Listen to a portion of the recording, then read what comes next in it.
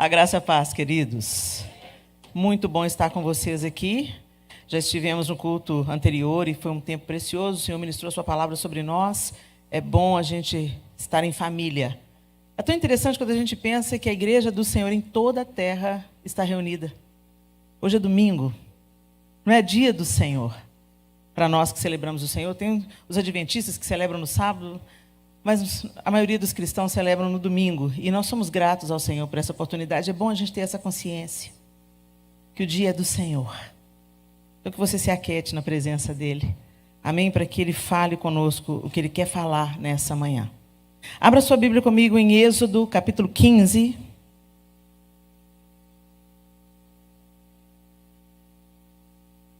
E nós vamos ler a partir do verso 22. Eu estou usando a nova versão transformadora, a NVT, é a minha versão. Êxodo 15, a partir do verso 22, a palavra de Deus diz assim: Em seguida de quê? Quando você volta no início do capítulo, você vê a descrição do povo celebrando a travessia pelo Mar Vermelho. Então, eles tinham acabado de passar a pés enxutos pelo Mar Vermelho. Deus fendeu o mar e eles entraram, passaram pelo mar e foram livres da fúria de Faraó. E eles entoaram um cântico ao Senhor. Então, é aquele momento que eles estão celebrando, porque Deus os tirou com mão poderosa do Egito. Imediatamente, em seguida, ok? Só para você se localizar onde que o povo está aí. Em seguida, Moisés conduziu o povo de Israel do Mar Vermelho para o deserto de Zur. Caminharam pelo deserto por 3 dias sem encontrar água. Quando chegaram a Mara, descobriram que a água era amarga demais para beber. Por isso, chamaram aquele lugar de Mara. O povo começou a se queixar e se voltou contra Moisés. O que beberemos? Perguntavam. Então Moisés clamou ao Senhor e o Senhor lhe mostrou um pedaço de madeira. Moisés o jogou na água e ela se tornou boa para beber. Foi em Mara que o Senhor instituiu o seguinte decreto como norma para provar a fidelidade do povo. Ele disse: se ouvirem com atenção a voz do Senhor seu Deus e fizerem o que é certo aos olhos dele, obedecendo a seus mandamentos e cumprindo todos os seus decretos, não os farei sofrer nenhuma das doenças que enviei sobre o Egito, pois eu sou o Senhor que os cura. Depois que saíram de Mara, os israelitas viajaram até Elim, onde encontraram 12 fontes de água e 70 palmeiras, e acamparam ali, junto às águas. Senhor, essa é a tua palavra. Nós te pedimos que nessa manhã ela entre pelos nossos ouvidos, seja captada pela nossa mente, mas que ela entre pelo nosso coração. Que o teu Espírito Santo use a sua palavra para nos transformar a nossa maneira de pensar e gerar em nós um novo modo de agir através desse novo pensamento. Nos dê crescimento nessa manhã, Senhor. Ajuda-nos a caminhar na tua presença. Em nome de Jesus. Amém. Gente, é muito importante você entender o contexto.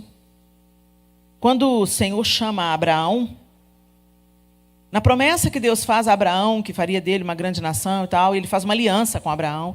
E ele diz a Abraão claramente que o povo que iria descender dele seria levado ao Egito e seria escravizado por 400 anos. Olha que interessante. Deus já conta isso para Abraão. Abraão, Isaque, Jacó. Jacó era o neto de Abraão. Jacó, pai dos patriarcas, pai das tribos, pai de José. José é vendido pelos irmãos e vai parar no Egito. No Egito, ele se torna, depois da prisão, depois da perseguição, depois do poço, ele se torna o segundo homem em poder no Egito, ficando só abaixo de Faraó. E Deus dá um sonho para José, avisando que o povo iria passar fome. José, então, conta ao Faraó e eles começam a estocar parte do alimento que é produzido durante 7 anos, e após 7 anos a fome vem. E quando a fome vem, ela afeta toda aquela região. Não apenas o Egito, mas também Canaã, onde hoje é Israel.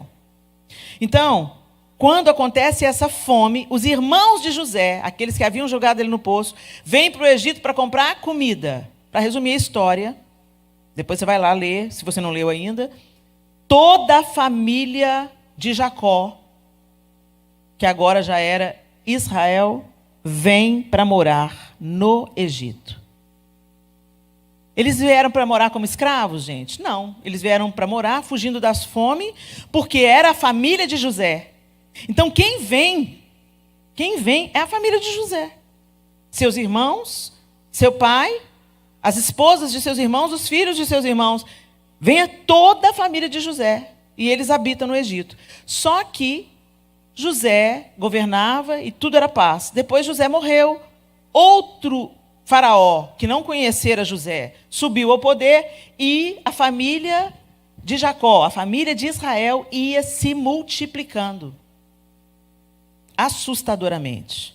Então, o povo de Israel, chamado também de os hebreus, se multiplicaram. Faraó temeu que aquele povo, sendo maior em número, conquistasse a terra, se levantasse contra eles. Então, ele começou a submeter esse povo. 400 anos, então, o povo habitou no Egito. Então, você pensa comigo, por 400 anos, eles absorveram a cultura local.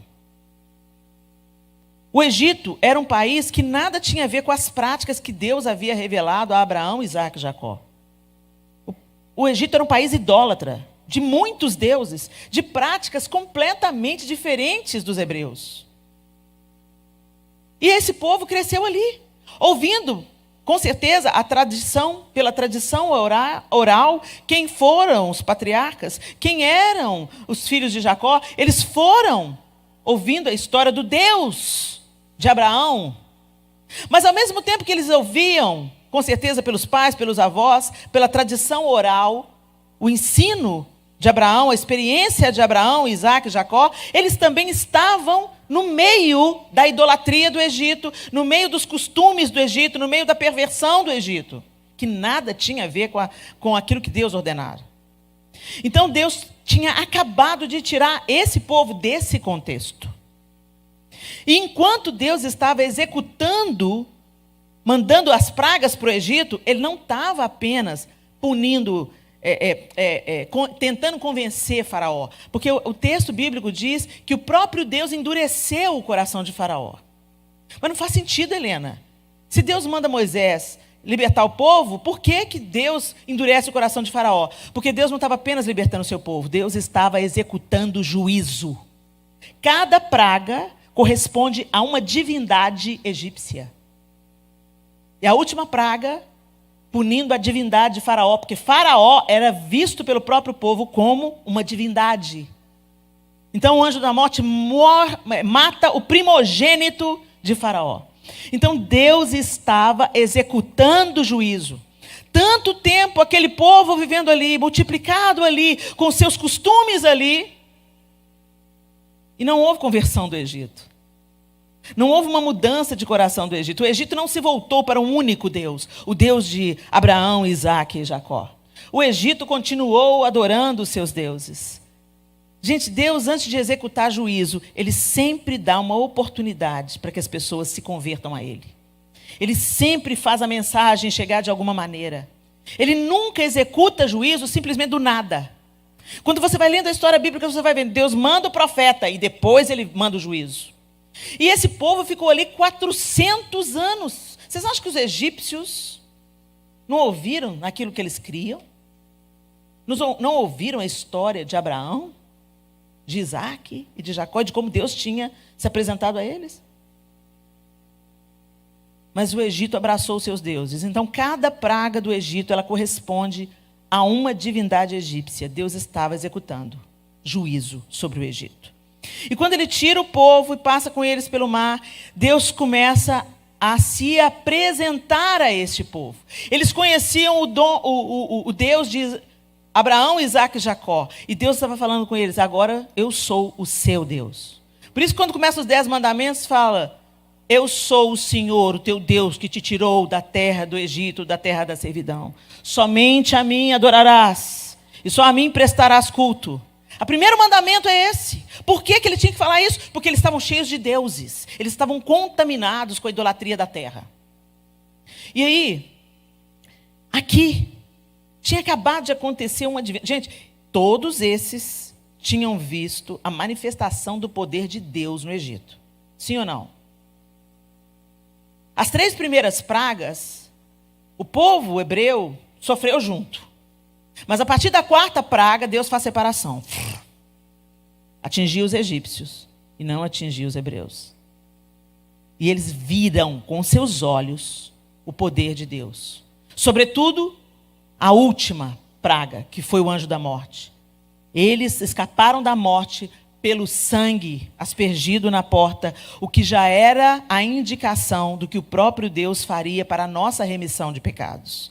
O Antigo Testamento é a promessa, a profecia para o Novo. Toda a Bíblia é a Escritura Sagrada. Essa história de que você está ouvindo por aí, que só o Antigo... Nós estamos na Nova Aliança, sim. Mas o Antigo Testamento não foi invalidado. O próprio Jesus disse: eu não vim revogar a lei, mas vim cumpri-la. Então, cuidado com essas pessoas que falam que o Antigo Testamento não vale mais. Toda a Escritura. Quando Jesus falava das Escrituras, citava as Escrituras, errais não conhecendo as Escrituras, quando ele se mostra no caminho de Emaús, e falando as Escrituras, expondo-lhes as Escrituras, ele está falando do Antigo Testamento.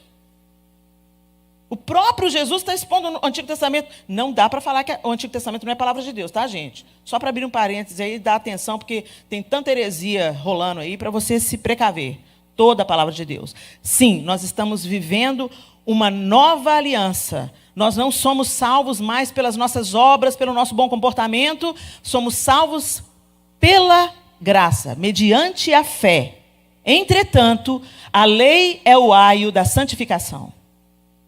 Nós não podemos viver uma vida santa pelos nossos próprios esforços, mas se temos o Espírito de Deus em nós, o mesmo Espírito que levantou Jesus dentre os mortos, nós podemos viver uma vida em santidade. Então tem muito crente picareta falando assim: não, é pela graça, não é nada que eu faço, e vive essa vida vagabunda. Deixa eu te falar, meu irmão, sede santos, porque o Senhor é santo. E sem santidade ninguém verá a Deus. Ok? Deus não compactua com as obras das trevas. O pecado na nossa vida é uma realidade, mas ele é um acidente de percurso, é por causa da nossa natureza, mas o Espírito de Deus habita em nós para nos empoderar, para nos capacitar a vencer o pecado e não andarmos como escravos do pecado como um dia fomos. Ok? Eles acabaram de ver grande manifestação do Senhor. Uau! E uma maior de todas, o mar abriu. Gente, quando a gente pensa nisso, o mar fendendo para o povo passar junto, quando eles chegam do outro lado, eles são tomados de alegria. Quando eles veem Faraó vindo atrás, eles começaram a temer, o mar fecha. Mais um livramento de Deus. E eles foram tomados de gratidão, de alegria, e eles começaram a cantar e a celebrar a vitória, o escape, a bênção, a libertação. Todos eles estavam ricos. Por quê? Porque o Egito foi despojado, as pessoas davam para eles ouro. De onde vocês acham que eles tiraram o ouro que eles fizeram o tabernáculo? Eles despojaram o Egito. O povo dava para eles riqueza. Vai embora, vai, some daqui. Some, a gente não quer ver a cara de você, vai, toma. O próprio Senhor disse que eles sairiam ricos. Eles saíram do Egito para caminhar no deserto, mas eles tinham ouro, eles tinham pedras preciosas. Eles estavam ricos e livres. Aí Deus, 3 dias sem água. Maior riqueza mesmo é água, né, gente? Você está correndo atrás do ouro? Você vive sem o ouro, mas você não vive sem água. Você acha que caro é a sua hora? Gente, caro é ter ar para respirar. Como a gente perde os valores, né? Eu nunca vi ninguém no leito de morte lamentando, ou tendo saudade da bolsa de marca. Ai, que saudade da minha Louis Vuitton. Traz para mim a minha Louis Vuitton. Não. Eles têm saudade de quê? De ir no banheiro sozinho? Fica atribulado. Muito bem, gente. E eles estavam sem água. Sem água. E quantos dias, gente? 40? 10? Precisou de muito tempo? Eles tinham acabado de ver a glória de Deus manifesta. O que eles começaram a fazer? Reclamar. Se voltaram contra Moisés. Como assim, Moisés? Que a gente não tem água? Como que a gente não tem água? E aí, beleza, chegou numa fonte. Ah, tem uma fonte, achou uma fonte. A água era amarga. Gente, o povo ficou furioso. Então Moisés clamou ao Senhor. Ô, gente, o Senhor é a fonte de tudo. Você fala aleluia, glória a Deus, amém. Gente, como a gente vive no automático como cristãos? A gente precisa sair do automático. A gente precisa de repetir as coisas simplesmente por hábito. A gente precisa de parar de cantar as canções sem ter a consciência do que a gente está cantando. A gente canta, né? É que a sarça pegou fogo e não se consumiu. É a voz que saiu dela um dia me atraiu. Meu coração queimou até que descobriu que um dia em tua presença vale mais do que 1000. Mas você não fica na presença do Senhor? Você não lê a Bíblia? Você não tem uma vida de oração? Gente, uma coisa que o Senhor não tolera é a hipocrisia. Você parece uma coisa que você não é. O Senhor libera a adúltera. O Senhor perdoa o pecado, mais cabeludo. Mas todas as vezes que eu vejo Jesus sendo impaciente, é com quem tinha aparência de ser, mas não era. Os fariseus. Eles tinham a lei na ponta da língua. Eles tinham a roupa diferenciada. Oravam nas sinagogas em alta voz. E Jesus falou, hipócritas. Isso é só um adendo. Nós precisamos de parar de fazer as coisas por hábito. Nós precisamos de nos devotar ao Senhor. Nós precisamos de cantar aquilo que a gente está vivendo e de pregar aquilo que a gente está vivendo. Pelo menos perseguindo, gente. Não é que a gente seja perfeito, todo o tempo a gente esbarra na nossa humanidade e a gente fracassa todo dia. Mas é por isso que a gente precisa mais e mais se chegar a Deus e não nos conformar de viver uma vida apenas de aparência religiosa. Esse povo tinha acabado de ver uma grande manifestação de Deus. E diante da primeira adversidade pós-saída do Egito, eles reclamam. A gente é igualzinho. Vocês acham que... Quando eu era adolescente, eu lia a trajetória do povo rumo a Canaã, eu falava, que povo incrédulo, que povo reclamão. Que povo é esse? Tiveram que ficar 40 anos andando no deserto porque não creram. Chegaram na porta de Canaã. O Senhor falou, eu vou entregar a terra. Mas quando eles foram espiar a terra, 10 voltam falando, não vão não, que a gente vai ser consumido igual o gafanhoto. 2 apenas falaram, não, vamos, eia. O Senhor falou que não vai nos dar a terra, vamos embora. Não vamos não. E o Senhor falou, não vão não. Então tá bom, volta para o deserto. E vai rodar lá, até essa geração toda que não creu morrer no deserto. E vocês vão morrer pela própria boca de vocês. Vocês estão falando que os gigantes em Canaã vê vocês como gafanhotos? É assim, por essa palavra aí, vocês vão morrer como gafanhotos. Cuidado com o que você fala. A gente às vezes dá o nosso próprio decreto. E esse povo, a primeira geração todo mundo de 20 anos para cima, morreu no deserto. Quem tinha 20 anos para baixo é quem entrou. Mas Josué e Caleb, que creram. E aqui nessa saída, o povo está reclamando. Moisés busca ao Senhor. Moisés sabe que é o Senhor que está conduzindo, que do Senhor é a fonte, o Senhor é a vida, o Senhor é a resposta. E ele busca nele, no conhecimento dele, na estratégia dele, no conhecimento que ele teve quando ele morou na casa de Faraó por 40 anos. Não. Ele buscou ao Senhor. Gente, a gente busca solução em todo lugar. O Senhor é a última opção. Está faltando dinheiro, a gente quer resolver com as nossas próprias forças. Está com um casamento difícil, a gente quer resolver com as nossas próprias forças. Nós somos orgulhosos demais, autossuficientes demais, independentes demais. E isso nos mata. Quanto mais a gente se achega ao Senhor e depende do Senhor, mais nós vamos experimentar do seu amor, da sua proteção, do seu sustento e do seu aprendizado. Enquanto o Senhor permite que a gente passe por momentos difíceis, Ele também nos corrige, nos disciplina, nos aperfeiçoa. Nada será desperdiçado. Mas quando a água é amarga, o Senhor é a resposta.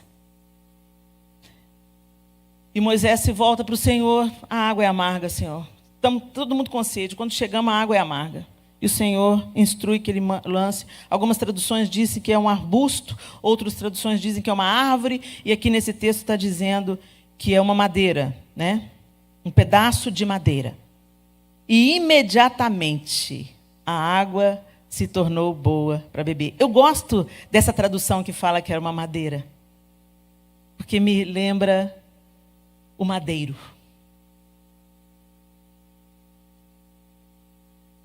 É pela cruz que a gente perde o amargor. É pela cruz que a água da fonte da vida jorra para nós.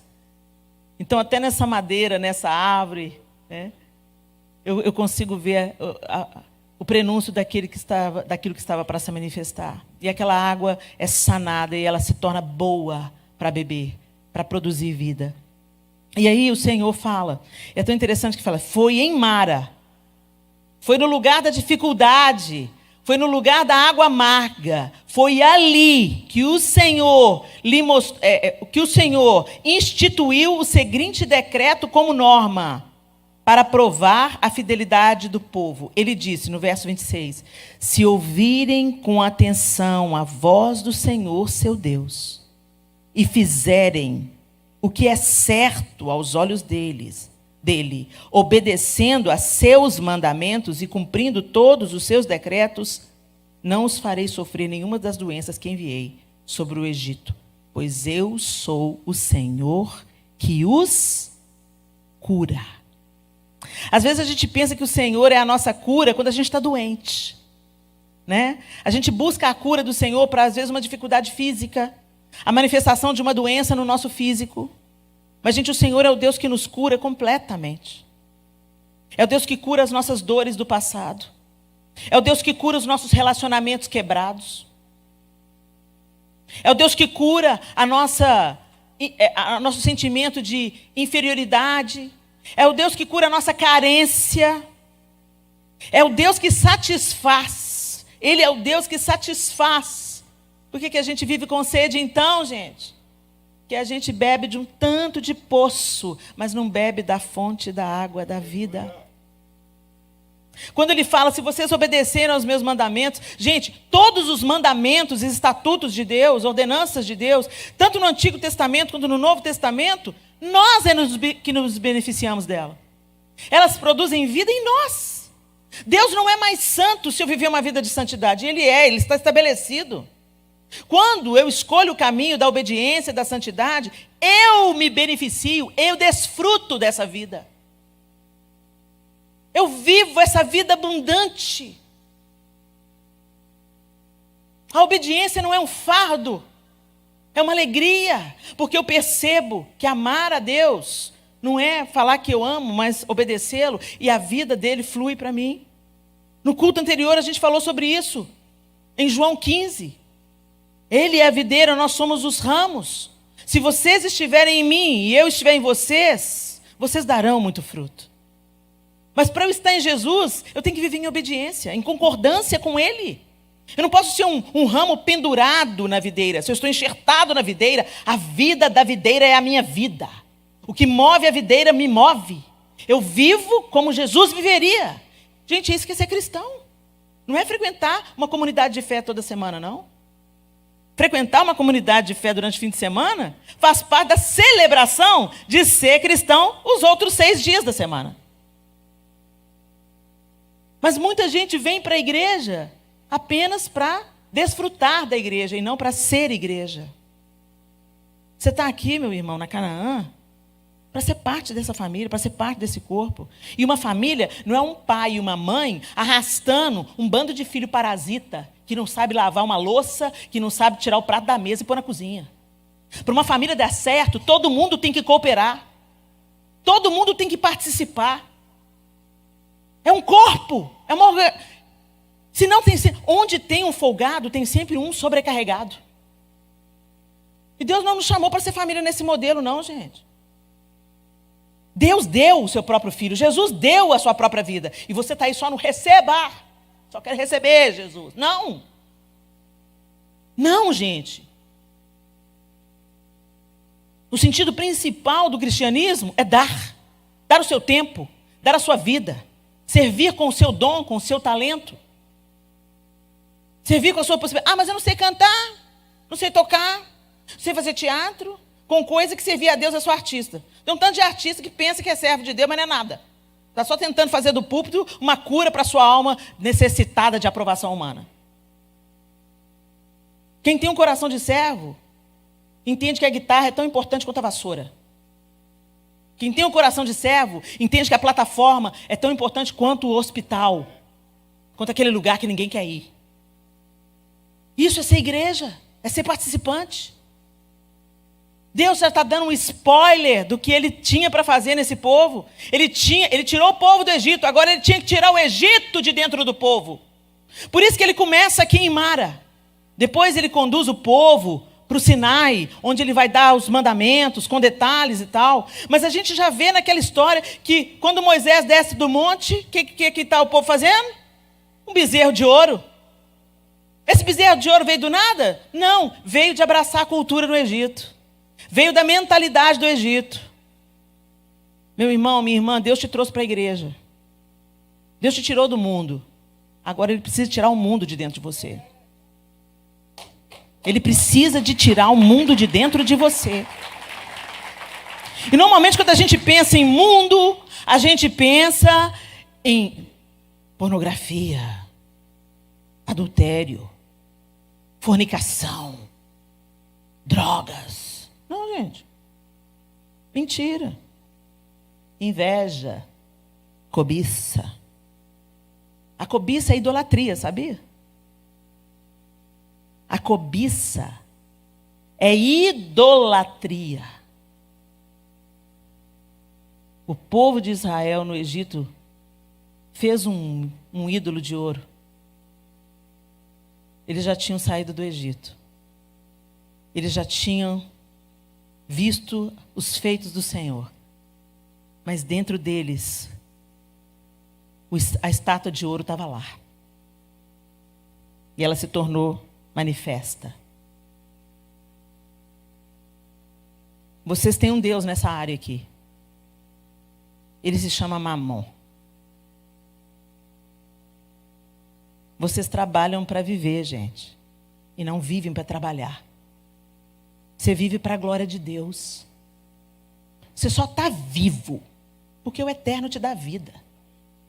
Você está respirando aí, ó. Porque Deus permitiu que você acordasse hoje. Um tanto de gente, como o pastor Zacarias disse, um tanto de gente não acordou hoje. Estourou uma veiazinha aqui. Acabou. Nós somos tão arrogantes. A gente fala, eu vou fazer. Daqui 2 anos eu vou voltar. Não, eu vou juntar o dinheiro agora para eu poder voltar daqui 5 anos. Você não sabe se você vai estar vivo amanhã. Então viva a sua vida para o Senhor hoje. Ame a sua família hoje. Beije o seu filho hoje. Trabalhe pelo seu casamento hoje. Eduque os seus filhos no caminho do Senhor hoje. É hoje que a gente tem, gente. Mas mamão não dá para a gente essa noção, não. Não, mais um pouquinho, só mais um pouquinho, só mais um pouquinho. A gente nunca está satisfeito. Tem gente que passou 20 anos aqui e não construiu nada, nem aqui nem lá. O que vocês acham que é isso? Bênção do Senhor? Mamon sugando vocês de canudinho. O Egito dentro de vocês. Não permitam, meus irmãos. Porque senão vocês vão dar voltas e morrer no deserto como gafanhotos. Não permitam. Nossos filhos estão sendo alvejados pelo inferno. Seja o guardião do seu lar. Faça o culto doméstico. Mulheres, preparem a mesa. A mesa é lugar de cura. A mesa é lugar de perceber um filho entristecido, um filho viciado em tecnologia. Agora, marido e mulher vão para a cama com o celular. No Brasil, tem menino morrendo afogado porque a mãe distrai no celular. Essa semana que passou, ou a outra, uma menina de 11 anos, porque os avós tomaram o celular, trancou eles dentro do quarto, pôs fogo no sofá e foi andar de bicicleta. Eles tiveram que pular do 3º andar com a ajuda dos vizinhos que amorteceram a queda com colchões. Porque essa geração está viciada em tecnologia. Ah, essa geração é terrível. Está falando de quem? O sujo falando mal lavado? Você não olha para sua mulher, fica no celular. Você não cuida bem da casa, porque fica no celular. Vocês não têm vida familiar, porque fica no celular. Depois vem todo mundo santo para a igreja. Aleluia, vamos cultuar. O menino quer, não, pai, vem menino, vão. O menino vem pensando assim, na primeira oportunidade, eu vou chutar o balde. Porque ele não vê o pai e a mãe amando o Senhor. Gente, filhos que têm crescido vendo o pai e a mãe devotados amando o Senhor estão se desviando. Quanto mais filhos que não são ensinados a amar o Senhor desde a tenra idade. O diabo não está brincando de ser diabo, mas a gente está brincando de ser crente. E a gente está sacrificando essa geração no altar de Mamon. O seu filho não precisa de um tênis mais caro. O seu filho não precisa de ter um carro mais sofisticado para o pai dele. O seu filho precisa de pai.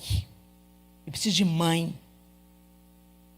Parir não é suficiente, não, gente. Tem que orar por essa geração, tem que pôr as mãos quando eles saem para a escola. Tem que se achegar a Deus e observar os estatutos do Senhor e implantar esse amor, se devotar a Deus e implantar isso pelos filhos, principalmente pelo exemplo, mais do que pela fala. A gente fala na cabeça dos nossos filhos e a gente não pratica absolutamente nada. E eles estão mais de olho na nossa atitude do que nas nossas palavras. Nós somos esse povo. Eu era adolescente, falava, Deus, que povo obstinado. E Deus falava, são vocês, Helena. Vocês são meu povo, mas vocês são assim. Eu faço um milagre essa semana. Daqui 2 dias você está murmurando e duvidando de que eu sou capaz de continuar provendo. Eu curo você hoje. E ao invés de você viver uma vida diferente daqui para frente, você continua comendo errado, você continua não se exercitando, você continua negligenciando a saúde que eu coloquei nas suas mãos para você cuidar. E você continua vivendo para você mesmo, trabalhando demais, consumindo cafeína demais, comendo errado demais. Os ídolos do nosso tempo, a cultura, o entretenimento, a idolatria à comida. Os ídolos que precisam ser removidos da nossa vida, gente. O amor ao dinheiro. A incredulidade, porque você não confia que Deus é capaz de te fazer viver bem com o que você ganha. Você está sempre buscando alguma coisa a mais, alguma coisa a mais, alguma coisa a mais. Eu dei o testemunho aqui no culto anterior, que quando nós paramos de ministrar, porque a pandemia começou, todas as nossas agendas em 2020 caíram. E o João virou para mim e falou assim, Helena, e agora? Como é que a gente vai viver? Porque nós não ministramos para ganhar dinheiro, mas todo o nosso sustento vem através da igreja voluntária. Como nós vamos viver? Eu falei, João, até hoje nós tivemos a aula teórica, agora nós vamos fazer estágio. Vamos ver na prática como é que vai ser. O Senhor vai cuidar, né, Helena? Sempre cuidou, vai cuidar. E cuidou. E cuidou de uma maneira sobrenatural. Não faltou nada. E eu vou dizer para você, sobejou. Porque eu pude reformar o meu banheiro, que trabalhando eu não tinha dinheiro para... Deus é mais que abundante. Ele não pode ir contra ele mesmo. Agora, para nós experimentarmos dessa fidelidade, desse livramento, desse cuidado de Deus, vocês veem claramente o que ele falou aqui? Para o seu povo. E obedeçam. Vivam segundo os meus preceitos, os meus conselhos, a minha admoestação. Santifiquem-se. E eu vou cuidar de vocês. O que atinge a maioria não vai atingir vocês. E se você tiver em obediência e justiça, em obediência a Deus, ainda que você morra, você viverá. A morte não é o nosso fim, gente. A morte é uma pausa. Até aquele grande dia. Onde do túmulo nós vamos ser chamados. Mas a gente vive tão agarrado a esse Egito. Tão agarrado. Deus para o povo em Mara. Adverte o povo em Mara. Se ouvirem com atenção a voz do Senhor seu Deus, e fizerem o que é certo aos olhos dele, obedecendo a seus mandamentos e cumprindo todos os seus decretos, não os farei sofrer nenhuma das doenças que enviei sobre o Egito, pois eu sou o Senhor que os cura. E o 27 diz assim: depois que saíram de Mara, os israelitas viajaram até Elim. Um oásis, gente. Um oásis. Onde encontraram 12 fontes de água. Estava em falta. Deus os conduziu através de Mara e os levou a Elim, onde tinha 12 fontes de água e 70 palmeiras. E acamparam ali, junto às águas. O Senhor é meu pastor, nada me faltará. Aí você pode pensar assim, mas já me faltou, Helena. Já me faltou. Já me faltou emprego. Já me faltou comida. Já me faltou alegria. Mas o Senhor não falta. Nós nos distanciamos dele. Mas ele não falta. E se você pensar bem, ele é a única coisa que você não pode perder.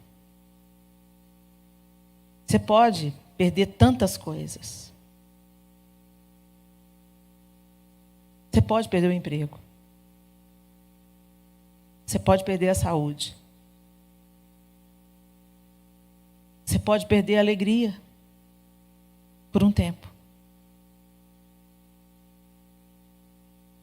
Mas ele é a única fonte. Ele é o único que pode restituir, que pode cuidar, que pode prover. A vida vem dele. Nós só estamos vivos por causa dele. Tem pessoas, gente, que moram na rua. Elas não têm nada. A roupa do corpo elas têm. Às vezes um colchão. Mas a vida está nelas. E onde a vida, a chance de recomeço. Onde a vida, a esperança. Onde a vida, o Senhor pode mudar a história. Mas quando acaba a vida, não se pode fazer mais nada, a não ser aguardar o julgamento. Vocês entendem que a única coisa que não nos pode faltar de verdade é o Senhor. Porque é Ele que dá a vida. As feministas se gabam, meu corpo, minhas regras. Mesmo? Você consegue manter o seu cérebro funcionando? É você que determina os batimentos do seu coração? Como nós somos arrogantes, gente. A gente não é dono de nada. Um dia sua vida está jóia, está boa. No outro dia você descobre um diagnóstico. E aí tudo passa por uma reavaliação. E graças a Deus quando vem o diagnóstico.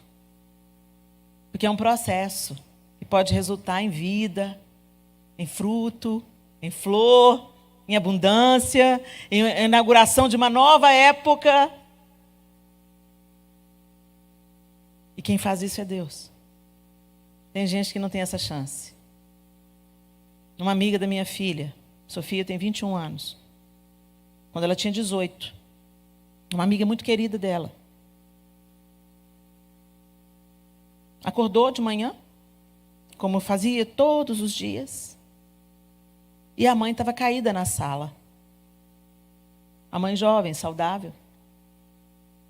Ela pensou que a mãe tinha desmaiado. Quando ela virou a mãe estava cinza. Ela chamou o SAMU.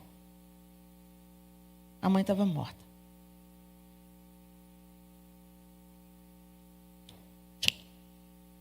Desligou. Deus tem todos os nossos dias nas suas mãos. Não sejamos arrogantes. Removam os falsos deuses dos seus corações. Não se utilize da igreja, seja a igreja. Não seja apenas parideira, seja mãe. Não seja apenas o provedor, seja pai. Não seja apenas o frequentador de um grupo social, seja irmão. Cuidem uns dos outros. Pessoas são mais importantes do que coisas. E nós precisamos de ser lembrados disso, meus irmãos, todos os dias. O Senhor tem Elim para nós. Graças a Deus, Ele permite os vales, Ele permite as lutas, mas Ele também amorosamente nos leva a pastos verdejantes.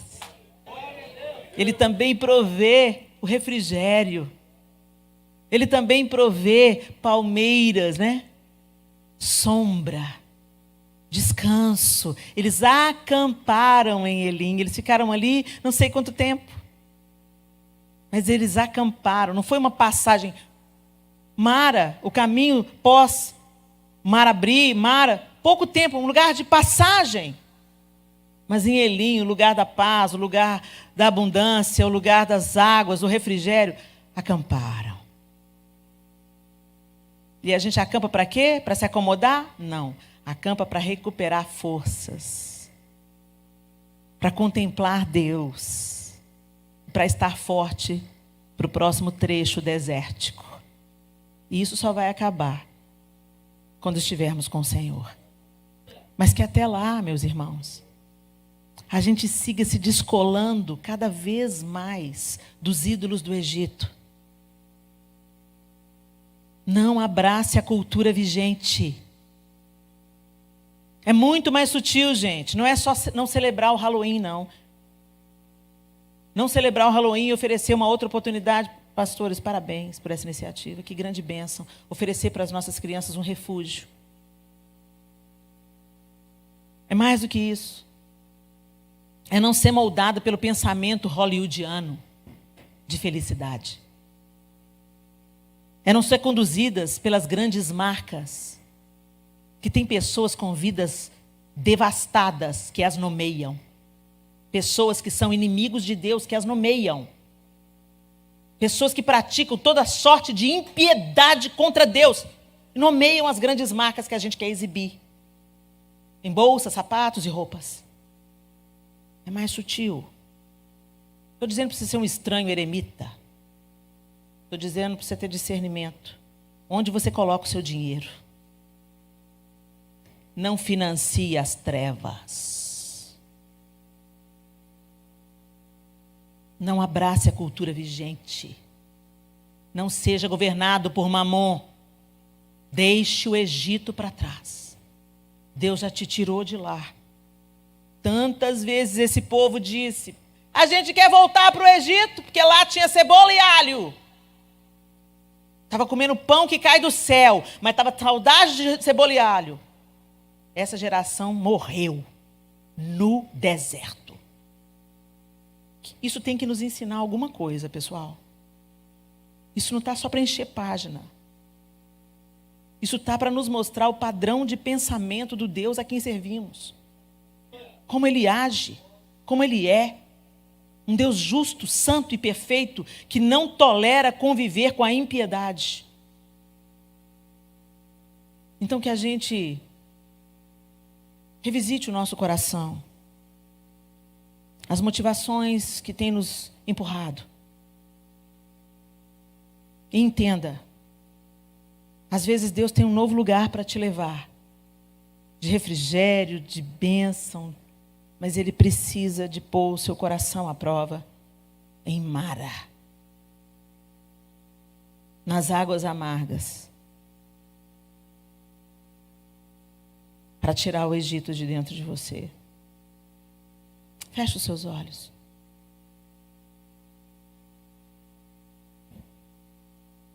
Como é que você tem vivido a sua vida, meu irmão, minha irmã?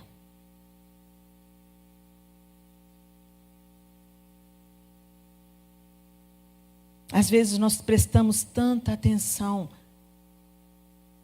nos pecados que são óbvios, mas não são montanhas que nos derrubam. São pedras pequenas. Aquelas nas quais tropeçamos são pequenas. E o Senhor está nos chamando, no meio de um tempo tão difícil, a nos aproximarmos desse relacionamento com Ele. Chegarmos mais perto. Chega mais perto. Só o Senhor tem palavras de vida eterna. Por que a gente está procurando em outros lugares? Os discípulos disseram: para onde iremos nós, Senhor? Só Tu tens as palavras de vida eterna.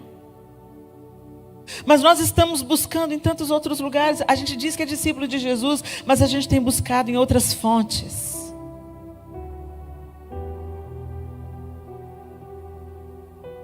E a gente consente, a gente abraça a cultura. E quando a gente vê, a gente é mais influenciado pela cultura vigente no século do que pela cultura do céu. Pelos preceitos do Senhor, pelos valores, por aquilo que o Senhor, por aquilo que é importante para o Senhor.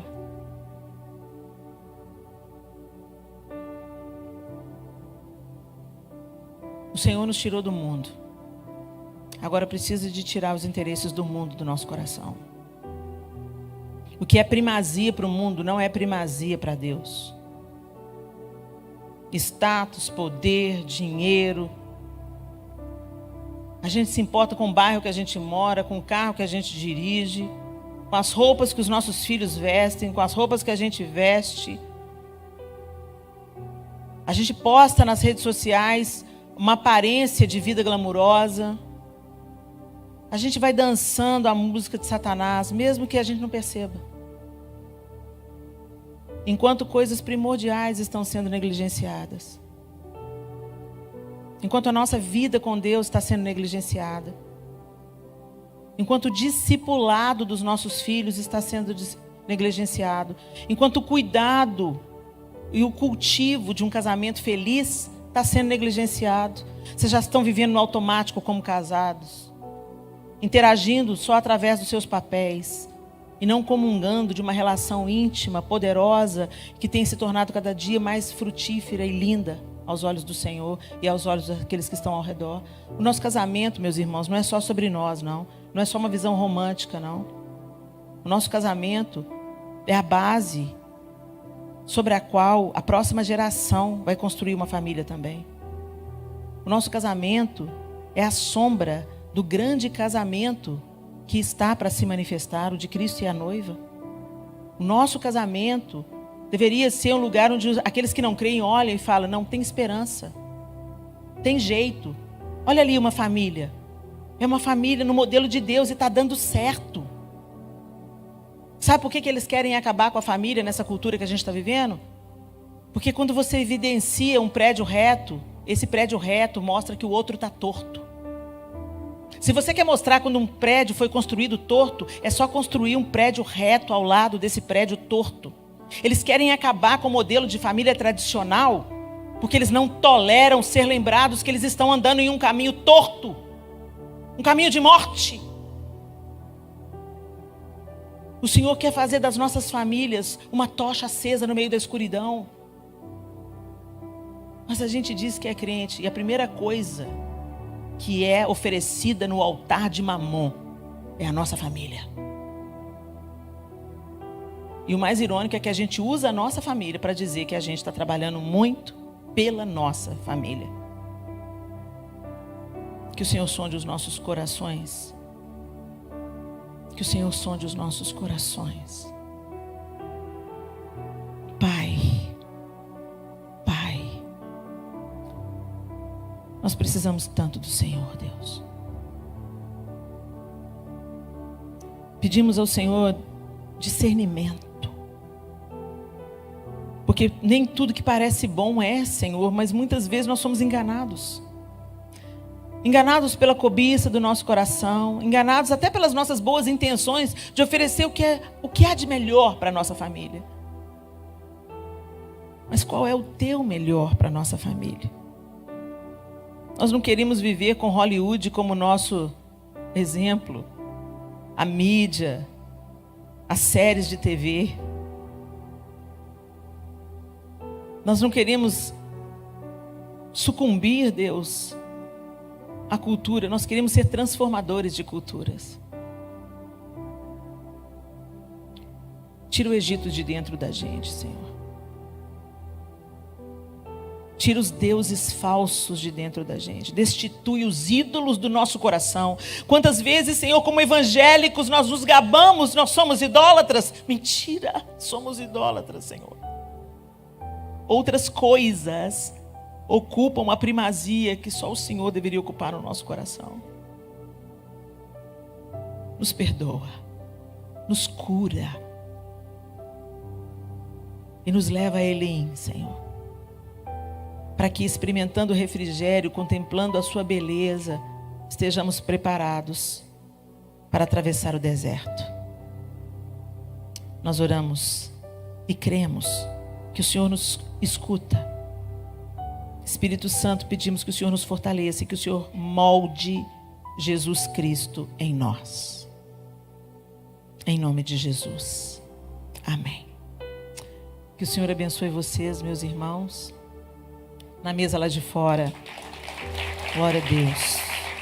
Bendito seja o teu nome, Senhor, pela tua palavra.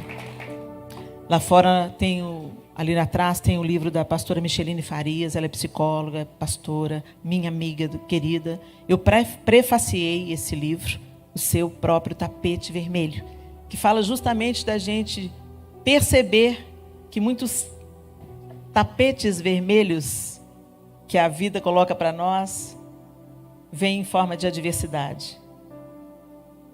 Deus não desperdiça nada, meus irmãos. E Ele sempre visa o nosso aperfeiçoamento.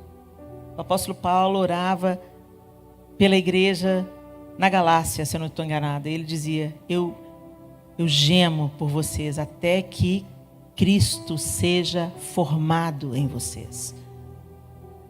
E eu oro para que a palavra que Deus colocou na minha boca gere transformação no seu pensamento, que redunde em novas decisões e atitudes na sua vida prática, em nome de Jesus, e que o Espírito de Deus nos faça praticantes e não apenas ouvintes da sua palavra. Deus abençoe a todos.